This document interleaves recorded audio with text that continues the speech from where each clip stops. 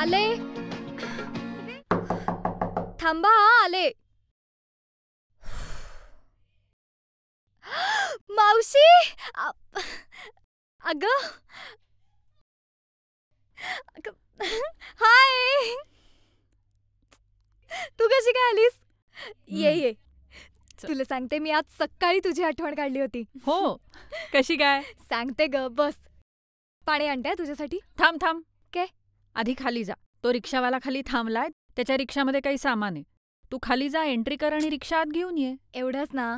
सिक्युरिटीला phone करून सांगते. आहा. बस तू जा आणि जिन्यानी जा, लिफ्टनी नको. ए मावशी, आल्या आल्या डॉक्टरगिरी नको सुरू करू. समजेल. जा. आणते.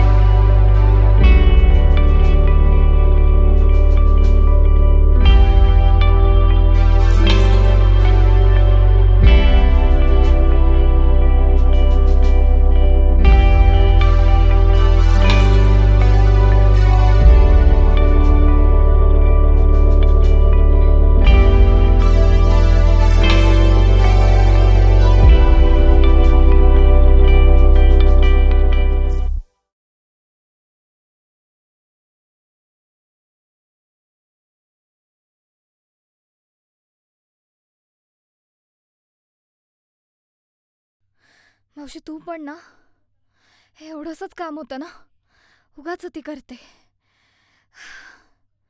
दमवलंस ना फुकट मला.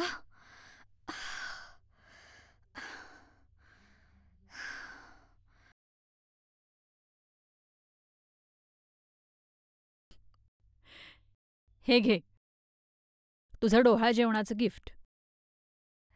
15 दिवस आहेत अजून. हो. एक मिनिट. तू नाहीयेस का? म्हणजे कुठे चाललीस? म्हणजे येणार नाहीयेस का? येणार आहे. पण तोवर खूप उशीर झाला असता. हे आताच द्यायला हवं. पण हे आहे काय? Lajja Gauri kit. Lajja Gauri? Goddess of natural delivery. प्रसूतीची देवता. नाही ते ठीक आहे, पण 3 महिने आहेत अजून. हो. पण तयारी आजपासूनच करायला हवी पूजाबाई. हॅलो, थंड घ्या जरा. आणि काय चाललंय काय तुझ्या डोक्यात नक्की?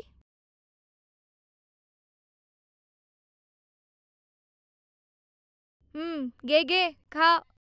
ऑर्गॅनिकच आहे, नॅचरली ग्रोन. हो, पण तुला तुझी डिलिव्हरी नॅचरल व्हायला हवी असेल तर तयारी आत्तापासूनच सुरू करायला हवी. म्हणजे? अगं, जगभरातल्या हॉस्पिटल्समध्ये सिझारियन डिलिव्हरीजचं प्रमाण खूप वाढलंय आजकाल. अगं मग बरंच आहे ना उलटं. म्हणजे त्या जीवघेण्या कळा कोण सोसणार आहे? मी डॉक्टर आहे हे विसरू नकोस बरं का. तुम्हाला ज्या गोष्टी सोप्या सोयीस्कर वाटतात ना, त्याचे दुष्परिणाम काय असतात ते आम्हाला माहिती. सिझारियन डिलिव्हरीचे तोटेच जास्त आहेत ग बाई. तुला माहितीये, गर्भाशयातून बाळ बाहेर काढताना किती अवयव फाडावे आणि पुन्हा शिवावे लागतात? 7. आणि या ऑपरेशनमुळे पुढच्या प्रेग्नन्सीच्या वेळी कॉम्प्लिकेशन्स पण येऊ शकतात. बरं हे सोड. मला सांग, शतकानुशतकं नॉर्मल डिलिव्हरी करत होत्याच ना? हां, मग अचानक हे सिझारियन नॉर्मलाइज कसं झालं? कारण आपल्या लाईफस्टाईलमध्ये श्रम उरलेच नाहीत. तेच श्रम जे की मी तुला मगाशी करायला लावले.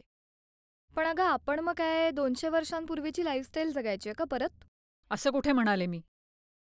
अगं पण त्या काळी ज्या शारीरिक हालचाली या रुटीन होत्या त्या प्रेग्नन्सीमध्ये जाणीवपूर्वक करायला काय हरकत? आणि त्यामुळे त्या बाईला फायदा होणार असेल तर प्रॉब्लेम काय? प्रॉब्लेम कुठेच नाही. पण अगं लज्जा गौरी वगैरे एकदम काय नाही. तू कधीपासून एवढी धार्मिक झालीस? धार्मिक नाही, सायंटिफिक. अगं मी एवढंच. तू ऐकून घेणार आहेस का वाद घालणार आहेस? तर प्रेग्नन्सीच्या शेवटच्या 3 महिन्यांमध्ये गरोदरबाईंनी मुद्दाम काही विशिष्ट व्यायाम केले पाहिजेत, ज्यामुळे शरीराची विशेषतः पेल्व्हिक मसल्सची मूव्हमेंट होत राहते. कंबर, लोअर बॅक, मांड्या यांचे स्नायू बळकट होतात आणि याचा फायदा त्या बाईला डिलिव्हरीच्या वेळेस होतो. पण मग ते व्यायाम या किटच्या मदतीने करायचे आहेत? हे किट म्हणजे त्या व्यायामाचा एक भाग आहे. तसे सोपे व्यायाम आहेत हे. पण या किटचा असा एक स्पेसिफिक पर्पज आहे. म्हणजे बघ, डिस्कव्हरी, नॅशनल जिओग्राफिक या असल्या चॅनल्सवर कित्येक प्राण्यांच्या माद्या बाळांना जन्म देताना दाखवतात. त्यापैकी कोणती मादी झोपून बाळाला जन्म देताना दिसलीये तुला? नाही, कुठलीच नाही. म्हणजे सगळे उभ्यानीच जन्म देतात ना, माणूस सोडून. आपण बायकाच फक्त झोपून डिलिव्हरी करतो. तर हे लज्जागौरी किट आहे ना, ते डिलिव्हरीच्या वेळेस तुमचं बॉडी पोश्चर कसं असलं पाहिजे ते सांगतं. थांब.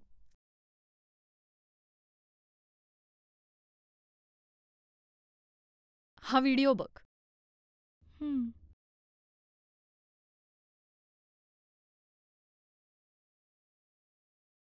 यामुळे डिलिव्हरीमध्ये ग्रॅव्हिटीची सुद्धा मदत होते आणि व्यायामाने बळकट झालेल्या स्नायूंना बाळ गर्भाशयाबाहेर पुश करायला ताकद मिळते.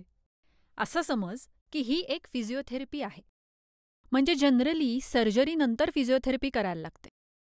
डिलिव्हरीच्या बाबतीत एक्झॅक्टली उलट आहे. म्हणजे सिझारियन करायला लागू नये म्हणून केलेली ही फिजिओथेरपी. राईट. हे बघ, इंटरेस्टिंग आहे. ऐक, हळू. पण मावशी, हे व्यायाम आहेत कुठले नक्की? त्यातले मगाशीच 2 केलेस की. जिना चढणं उतरणं, तसंच चालणं, कमरेतनं वाकून किंवा डकवॉक पोझिशनमध्ये केर काढणं, फरशी पुसणं, स्क्वॉट करणं. जसजशी वेळ येईल ना तसं तसं मी तुला ते सांगत जाईनच. ठीक आहे, पण टू बिगिन विथ तू आता एक 50 पायऱ्या चढ उतार करणं किंवा 500 मीटर चालणं हा व्यायाम तरी सुरू कर. पण मावशी, हे पोश्चर जरा ऑड नाहीये का ग? उलट हेच पोश्चर बरोबर आहे. तुला एक भीषण गोष्ट माहिती नाहीये. या असल्या जर काही गोष्टी बायकांना कळल्या ना तर कोणी प्रेग्नंट होण्याचा विचार सुद्धा करणार नाही. इतक्या भीषण काही गोष्टी असतात. एवढं? हो ग. पण आता यामध्ये दोष कोणाला देणार? डिलिव्हरी रूममध्ये ज्या नर्सेस असतात, दाया असतात, त्या दिवसभर तिथल्या बायकांच्या किंकाळ्या ऐकून फ्रस्ट्रेट झालेल्या असतात. मग हे फ्रस्ट्रेशन कधी कधी गरोदर बायकांवर निघतं. त्या फ्रस्ट्रेशनमध्ये त्या नर्सेस आणि त्या दाई त्या बायकांना टोमणे मारतात, टॉन्ट करतात. मी नाही असलं काही ऐकून घेणार. मला जर कोणी आलं ना बोलायला, तिथल्या तिथे मुस्काडीन. अगं, तेव्हा ती बाई खरं इतक्या त्या वेदनेतून जात असते. तिची सगळी शक्ती आडवं झोपून बाळ बाहेर पुश करण्यातच जात असते. हां, आता काही बायकांचं ते टॉन्ट्स ऐकून ॲड्रेनलिन रश होत असेलही, पण एकंदरीतच हा सगळा प्रकार खूप ह्युमिलिएटिंगच आहे.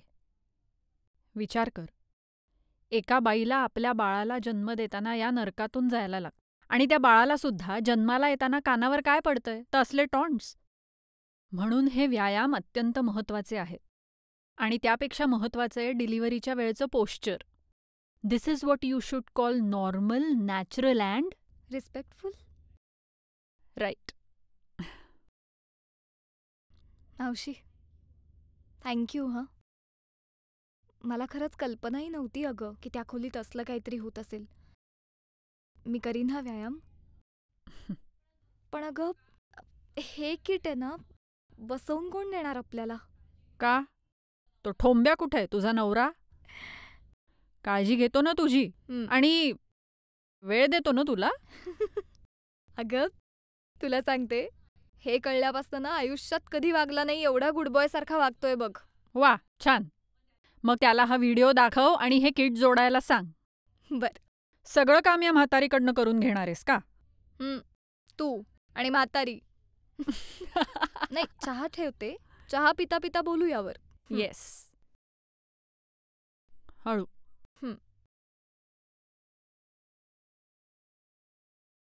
चहा साखरेचे डबे जमिनीवर कोणी ठेवले ग म्हातारे? तुझ्या व्यायामाचाच तो एक भाग आहे. आपोआप कमरेचा व्यायाम होईल. धन्य आहात आपण. बसा, चहा आणते. तसंही तुझा लाडका ठोंब्या येईलच, भेटून जा त्याला.